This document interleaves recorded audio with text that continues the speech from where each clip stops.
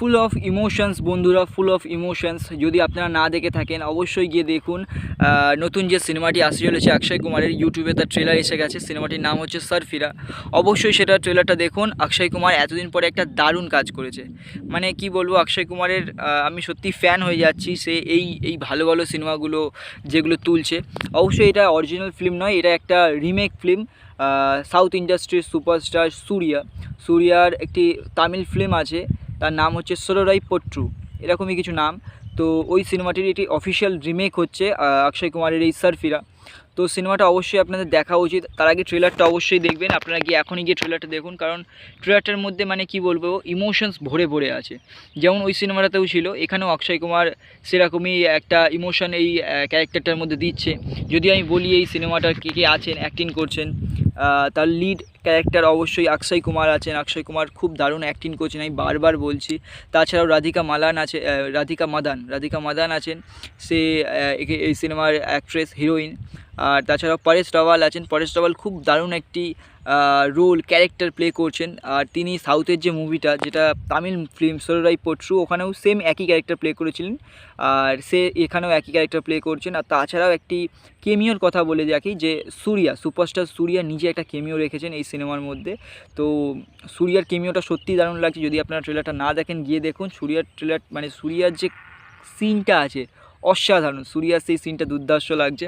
আপনাদের অবশ্যই এই ট্রেলারটা একবার দেখা দরকার। আর যদি আমি অ্যাক্টিংয়ের কথা বলি, অবশ্যই অক্ষয় কুমার এতদিন পরে একটি ভালো কাজ করছেন, একটি ভালো সিনেমায় কাজ করছেন। তার এরকম কিছু সিনেমা রিমেক করা দরকার। ওই সব ফালতু কী বেশ নাম, ছোটে মিয়াঁ বড়ে মিয়াঁ নামের ওইসব ফালতু সিনেমা না এনে এইসব কিছু ভালো ভালো সিনেমা রিমেক করলেও তাও ভালো হয়। অক্ষয় কুমারের অ্যাক্টিংটা সত্যি ইমোশনাল লাগছে, খুব ভালো লাগছে। যেরকম আমাদের সুরিয়া লেগেছিলো সোররাই পট্টু অরিজিনাল ফিল্মটায়, এখানেও ভালো লাগছে। আর পরেশ রাওয়ালের অ্যাক্টিংও খুব ভালো লাগছে। পরেশ রাওয়ালকে যেরকম ক্যারেক্টার দেওয়া হয়েছে, অ্যাকচুয়ালি তিনি এই কাজটা করেছেন আগে এই অরিজিনাল ফিল্মটায়। আর এই রিমেক যেটা আসছে সারফিরা অক্ষয় কুমারের, এখানেও তিনি সেই সেম ক্যারেক্টার প্লে করছেন, একজন অ্যারোগেন্ট বিজনেসম্যানের।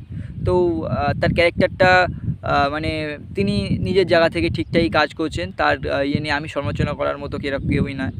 আর যেটা বলতে চাই সেটা হচ্ছে, যদি একটা বেসিক আইডিয়া দিই যে সিনেমাটার স্টোরি কীরকম, আপনারা যদি অরিজিনাল সিনেমাটা না দেখেন অবশ্যই আগে অরিজিনাল সিনেমাটা দেখুন।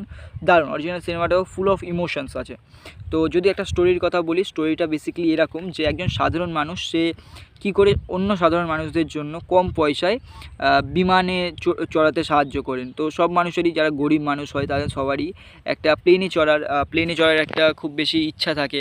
বা অক্ষয় কুমার নিজেও সিনেমাতে একটা জায়গায় বলেছেন, যেরকম আমাদের প্রয়োজন, আমাদের দেশের উন্নতির জন্য লো কস্ট এভিয়েশন প্রয়োজন। তো এটা অবশ্যই সত্যি। সিনেমাটার মধ্যে একটা ইমোশন আছে, আমি বারবার বলছি।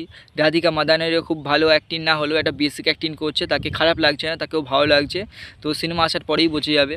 তো এই সিনেমাটির আমি যদি রেকমেন্ড করতে চাই, আমি বলবো অবশ্যই আপনারা এই সিনেমাটি হলে গিয়ে দেখুন।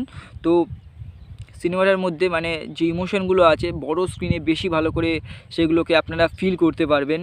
আর যেটা বললাম, সুরিয়ার যে কেমিওটা আছে সত্যি ওরা দুর্ধর্ষ। যদি ট্রেলারটা না দেখেন অবশ্যই দেখুন, সুরিয়ার কেমিওটা সত্যিই ভালো লাগছে। একটা সিনে আছে অক্ষয় কুমারকে অনেক বেশি মানে কি বলবো, টেন্স দেখাচ্ছে, অনেক বেশি চিন্তার মধ্যে আছেন তিনি, কারণ সত্যি একটা বড় কাজ এটা করতে হবে, যেটা দেখানো হচ্ছে ট্রেলারে।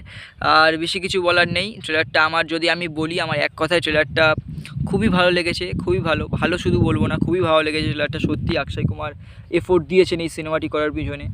আর হ্যাঁ, ব্যাস এইটুকুনি। আর যদি কোনো ক্লিপস বা কিছু আসে এই মুভিটা রিলেটেড, কোনো সিনস বা কোনো ক্লিপ, তো আমি অবশ্যই শেয়ার করবো এই ইউটিউব চ্যানেলেই। আপনারা অবশ্যই সাবস্ক্রাইব করে নিন। আর দেখবেন কিছুদিনের মধ্যে এই সিনেমাটার গান আসা শুরু হয়ে যাবে, গানগুলো দেখবেন এবং আমাকে কমেন্ট করবেন যে গানগুলো কেমন হয়েছে। আর সিনেমাটা কি আপনারা হলে দেখতে যাবেন সেটাও কমেন্ট করবেন, জানাবেন অবশ্যই। আর সিনেমাটা কবে আসছে তাহলে? সিনেমাটা আসছে 12ই জুলাই সিনেমাটাকে গিয়ে হলে দেখতে হবে আমাদের, ঠিক আছে? তো এটাই বলার ছিল। ভিডিওটা এতটাই।